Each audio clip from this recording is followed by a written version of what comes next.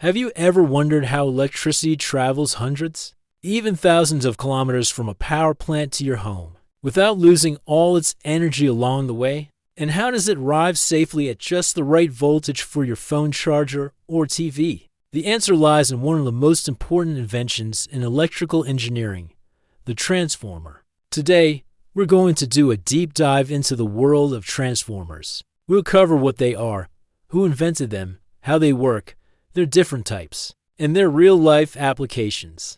By the end of this video, you'll have a crystal clear understanding of this incredible device. So, first things first, what exactly is a transformer? A transformer is a static electrical device, meaning it has no moving parts. Its job is to transfer alternating current, or AC, electrical power from one voltage level to another without changing the frequency. It does this through a fascinating process called electromagnetic induction. The main purpose is either to increase the voltage, which we call a step-up transformer, or to decrease the voltage, a step-down transformer. One crucial point to remember is that transformers only work with AC supply, not DC. So, who do we have to thank for this game-changing invention? The journey of the transformer began with the brilliant mind of Michael Faraday. In 1831, he discovered the principle of electromagnetic induction, which is the scientific foundation upon which every transformer operates. Fast forward to the 1880s, Lucien Goulard and John Dixon Gibbs developed early AC transformers. But it was William Stanley who, in 1885, built the first practical and commercially viable transformer, specifically for power distribution. Without his work, our modern power grids simply wouldn't exist. Now, let's look under the hood and see what a transformer is made of. A basic transformer has three main parts. First, we have the core. This is typically made of laminated sheets of silicon steel. Its job is to provide an easy path for the magnetic field, or magnetic flux, to flow through, while also minimizing energy losses. Second is the primary winding. This is a coil of wire that is connected to the input AC power source. When electricity flows through it, it creates a changing magnetic field in the core. And third, we have the secondary winding.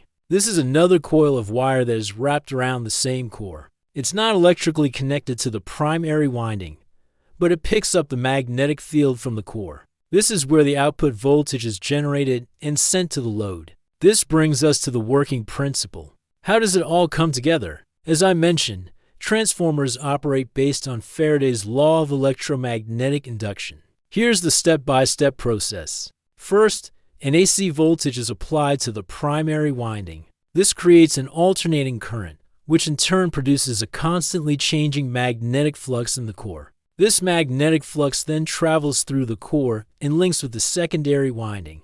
According to Faraday's law, a changing magnetic field passing through a coil will induce a voltage in that coil. And voila!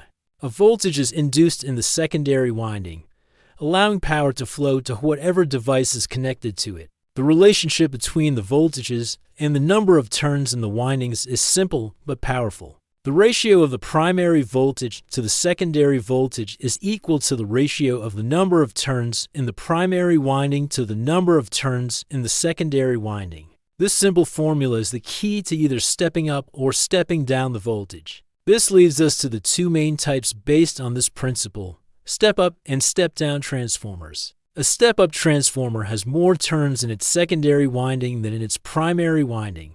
This results in a higher output voltage than the input voltage. You'll find these at power generation plants, where they boost the voltage for efficient long-distance transmission.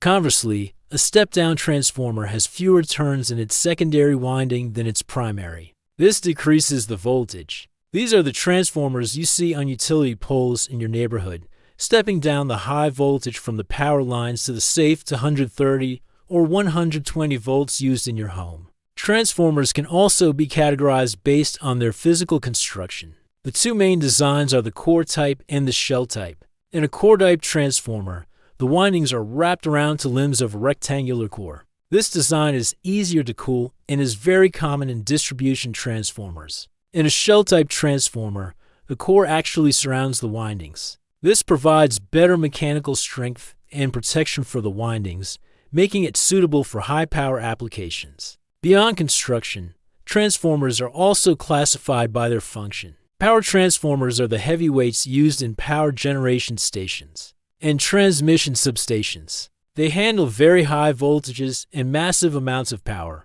and they're designed to operate at or near their full load capacity for maximum efficiency. Distribution transformers are the ones you see closer to consumers. They operate 24/7, often at varying loads, so they are designed to be highly efficient even at low load conditions. Then we have instrument transformers, which include current transformers, or CTs, and potential transformers, or PTs. These are not for power transfer but for measurement and protection, stepping down high currents and voltages to safe levels for monitoring equipment. Finally, isolation transformers have a 1-to-1 voltage ratio. Their purpose isn't to change the voltage, but to electrically isolate the secondary circuit from the primary for safety and to reduce electrical noise. Have you ever noticed that transformers are rated in kVA, which stands for kilovolts amperes, and not in kW or kilowatts? There's a very good reason for this. A transformer's losses are primarily dependent on voltage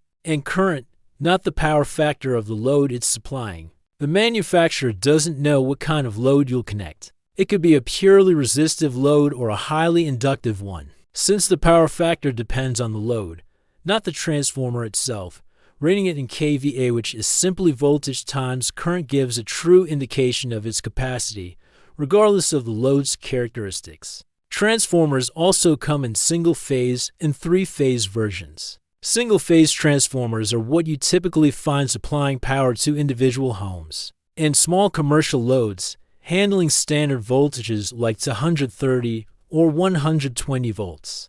Three-phase transformers are the workhorses of industrial applications and the bulk power grid. They are more efficient and smaller in size for the same kVA rating compared to single-phase systems, making them ideal for heavy machinery and transmitting large amounts of power. The voltage range of transformers is incredibly vast, covering the entire spectrum of the electrical grid. At generation plants, voltages are typically between 11 and 33 kilovolts. For long-distance transmission, this is stepped up to anywhere from 66 to as high as 765 kilovolts.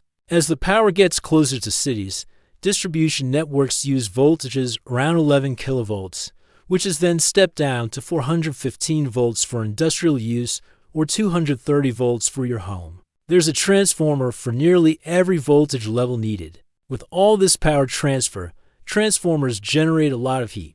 Keeping them cool is essential for their longevity and reliability. There are several cooling methods. For smaller transformers, you might see air natural cooling, where heat just dissipates into the surrounding air. Air force uses fans to blow air over the transformer. Larger transformers are often submerged in oil. Oil natural, air natural, or ONAN, uses the oil to transfer heat to the air. ONAF adds fans to cool the oil-filled radiators. And for the largest transformers, you might find oil-forced water forced cooling, where both oil and water are actively pumped to remove heat. Of course, no device is perfectly efficient.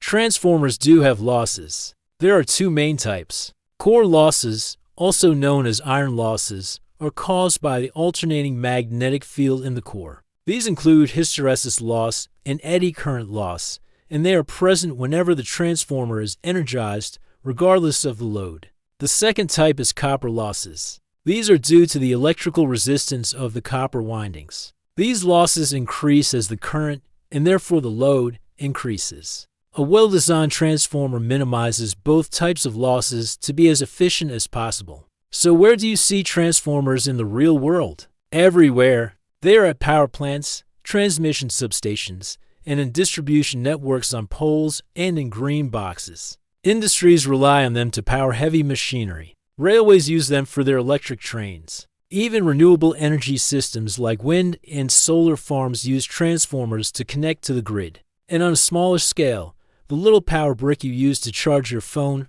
or laptop is also a type of transformer. To wrap it all up, the importance of transformers in modern life cannot be overstated. Without them, we couldn't have long-distance power transmission. The power losses would be enormous, and our homes would be supplied with dangerously high voltages. Our modern cities, our industries, and our digital lives all depend on this fundamental device. The transformer is truly the backbone of our electrical power system. So, a transformer isn't just a metal box with some wires. It's the foundation of modern electrical engineering. Understanding how it works not only helps in designing better and safer electrical systems, but also gives you the insight of a true electrical engineer. Thank you so much for watching. If you found this video helpful, please give it a thumbs up. And don't forget to subscribe for more deep dives into the world of engineering. See you in the next one.